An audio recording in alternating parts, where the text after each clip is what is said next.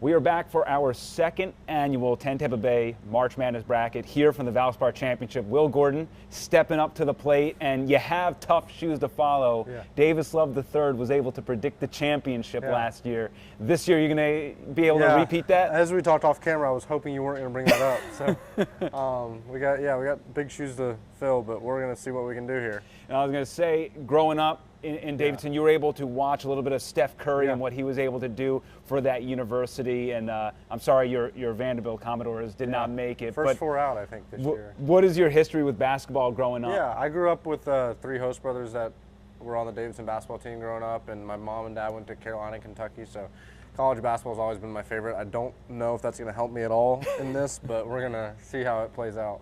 All right, so we had you fill out your Sweet 16 already, and we're going to start up here in the South with Alabama, and the first upset we'll get to in your Sweet 16 with Charleston, a 12, making their way to face the #1 overall seed. Who do you have in this matchup? I got Alabama. I would love to see Charleston win that game, but my common sense, I think, is going to prevail here.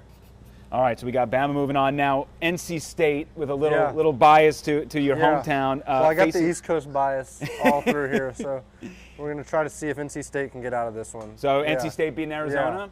Okay, that's a big-time upset.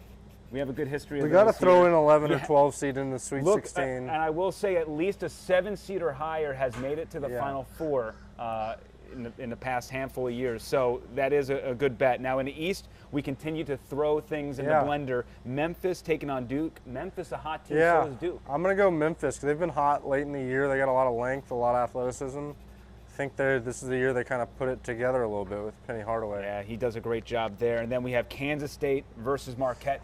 Shaka Smart maybe got a swagger back now that he's got his full head of hair. I think, they said he had 7 straight NCAA losses, but therefore I'm going to say he gets to the Sweet 16, but Kansas State wins the game. Shaka, look, you made it over the hump. Yeah. You got to where you needed to go, but not quite the VCU run. All right, Houston taking on Drake. This is your third double-digit seed in the Sweet 16. Is there any more magic? No, there's not. I think Houston gets maybe their best player back that week.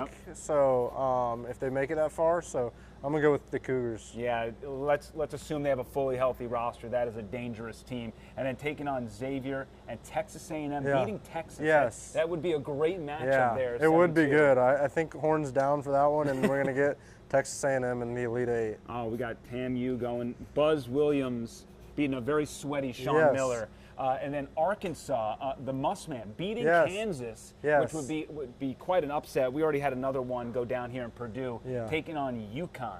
I think my SEC bias is now starting to show. So there's a lot of personal feelings going into this, but I think Arkansas is going to come out of that game on top.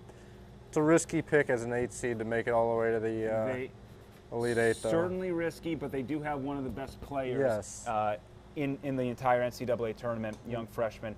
Gonzaga, UCLA, Mick Cronin going up against Mark Few, who has been there and done that when it comes to the tournament. I'm going to go Gonzaga there. I feel like this year they might get hot just because they don't have the pressure of like a 1 seed.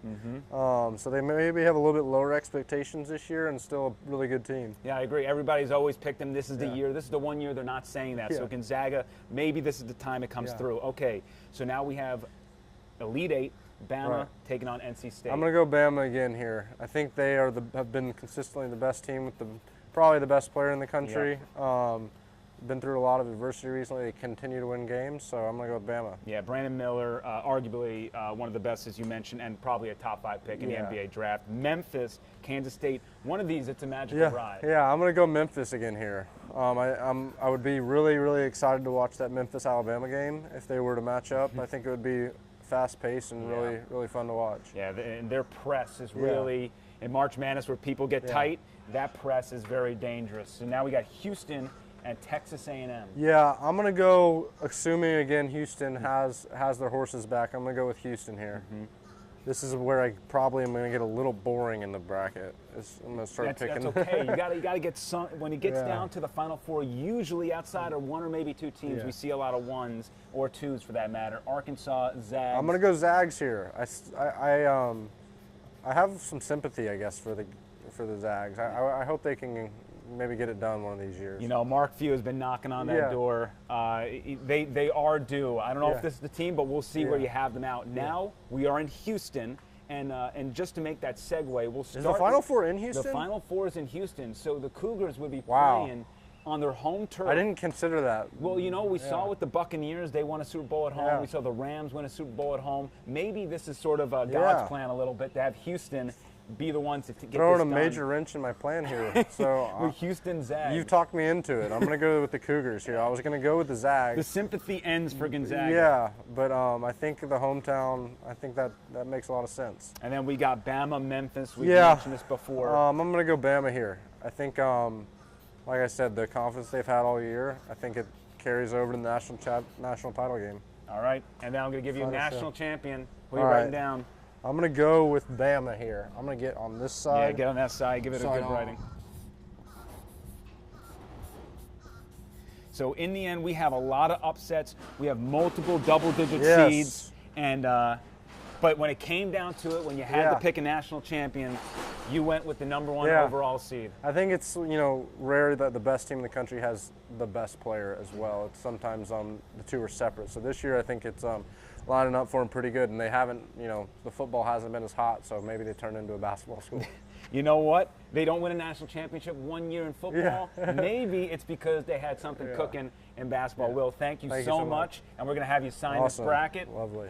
And hopefully Davis will have the third year watching, because he's going to get the national championship right, something you couldn't do last year. That's a lot of pressure, though. Even though you had the finals right, the national champion, you heard it here, Alabama. Thanks, guys.